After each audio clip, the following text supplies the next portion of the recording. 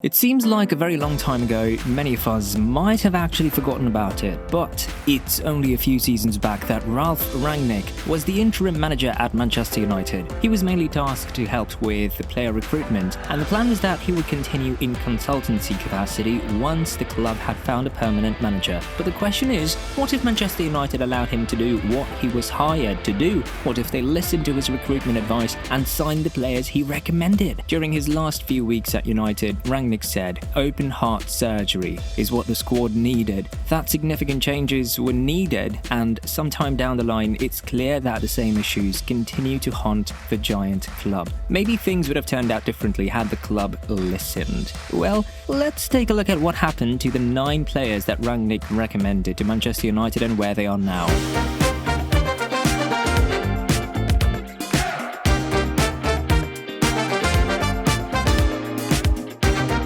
Even before the 22-year-old moved to Benfica and impressed at the World Cup with Argentina, Rangnick was keen on signing him while he was still playing his trade with River Plate. He approached the club chiefs, and at some point, it seemed they would sign him. United were leading the race to sign the youngster, but we all know how that went down. Fernandez played a few games for Benfica before his move to Chelsea, and even though they are still struggling, he has time and again shown brightest and proved he could be influential. It later emerged that Man United were not willing to sign Fernandez, as they wanted to wait a little longer until Ten Hag took over at the club in order to get the green light. It was too late then.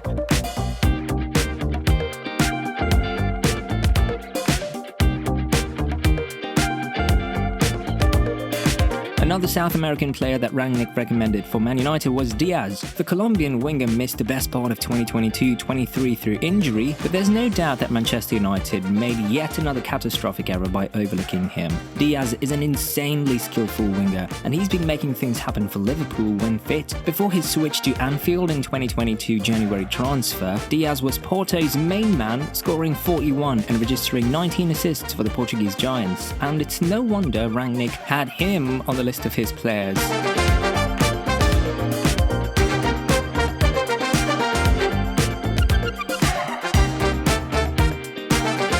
This will definitely leave a sour taste in the mouths of most Manchester United fans. We all know how the story of the Norwegian went, right? His name was among the first on Rangnick's list, and he told the club to sign him. The former Borussia Dortmund star has since gone on to become a key player for Pep Guardiola, leading rivals Man City to the Premier League and Champions League glory in his first season in England. He could have been signed up for a cut price had United acted during Rangnick's reign, and it could have greatly alleviated that goal-scoring struggle that have riddled the club in recent years. Though you gotta admit that Man United are not entirely to blame on this one, as Haaland wanted a club that was at a much better place, where he could get in and straight away start winning trophies, and Man City provided that. It was an easy decision.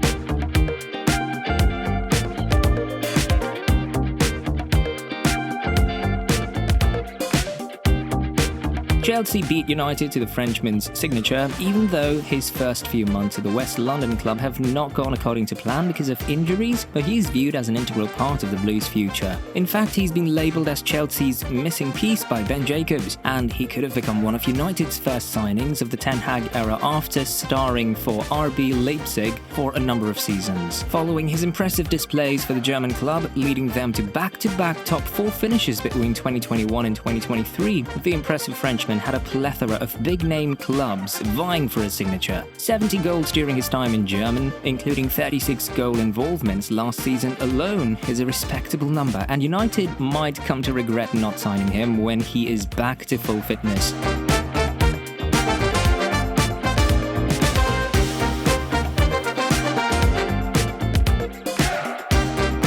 The midfielder was at the time attracting interest from the likes of Bayern Munich, who he eventually signed for, but United could have easily snapped him up at a bargain had they listened to Rangnick, who had worked with the Austrian during his time at RB Leipzig. Admittedly, his Bayern career is yet to coherently take off, as many would have hoped, but he was a mainstay figure for RB Leipzig, scoring 15 goals and notching a further 19 assists in 190 games. Instead of signing another attacking midfielder in the mold hold of Mount last summer when they already had Bruno, United could have easily gone for Lima, who can also play as a right back. He sure could have saved them a lot.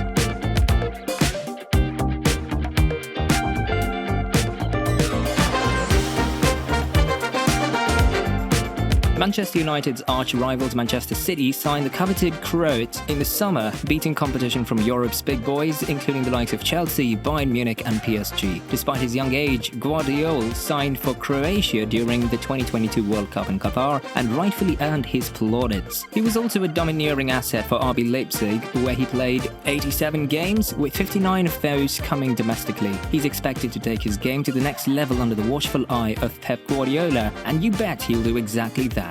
But he could have been playing at Old Trafford had United pushed to get him as suggested by Rangnick. He featured on the club's 7-man shortlist at Old Trafford, but eventually United opted to sign Lisandro Martinez. The Argentine has, however, impressed at the club despite a difficult start, and it's only fair to say that United's backline is pretty solid.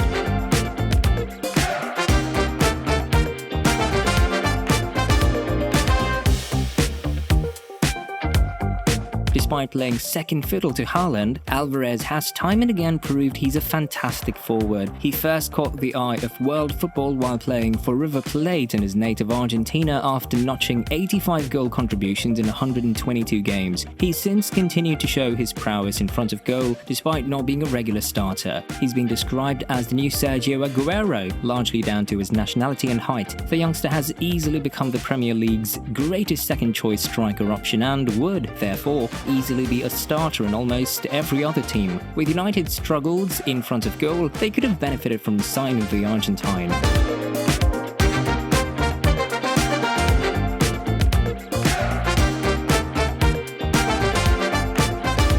Morata, 31, is somewhat of a footballing journeyman. He started his trade with Real Madrid before moving to Juventus, then Chelsea and Atletico Madrid, as one that should be on Manchester United's shopping list. United might be in the market for a striker to ease the pressure on Rasmus Haaland's young shoulders, and maybe it could be time to act on Rangnick's suggestions.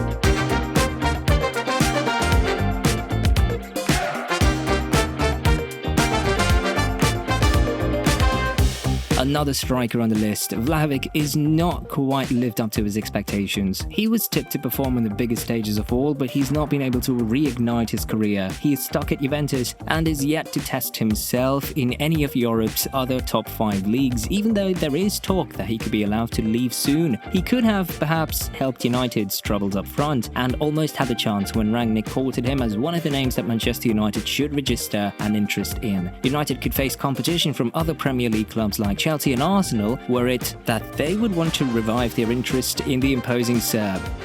Rangnick might have not been a favourite at Old Trafford, but from this list you can say that his talent ID is top-notch. Which of these recommendations do you think that United should have really signed? Let us know in the comments below.